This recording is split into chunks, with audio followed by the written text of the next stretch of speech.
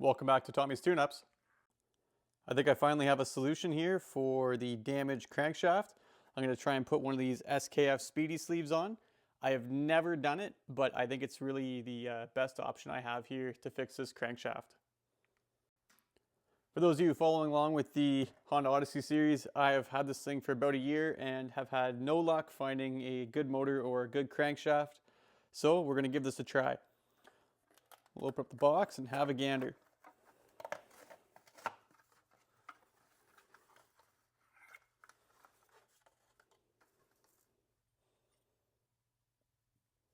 So it looks like there's a little, this is the actual sleeve and a little install tool. I'm probably gonna have to get a longer piece of pipe as this is not long enough to fit over the mag end of the crankshaft here, but this looks pretty nice. There's also a tiny little groove on there, so once I get it put on, I can break this flange off and I'll just be left with like the actual sleeve band. So that's pretty good. I'm feeling really hopeful about this, even though I've never done it.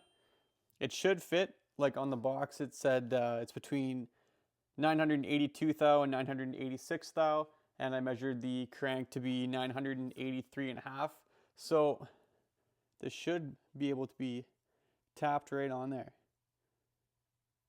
Oh yeah, I think it'll go. A little closer look at what we're trying to do. So this is all damaged and pit marked. This is just where the seal rides, the bearing rides here, and this pokes through into the case. So we need this to be a better surface for it to seal. Hopefully I can make a new pipe, like I said, or a new little tool, and we'll tap this right on there, and then I will cut this off afterwards. It should just snap right off on that line, but I don't know.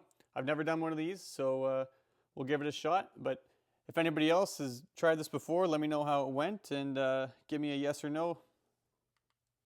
There's two ways I could really go about it. I could cut this off, like I said, or I could leave it on.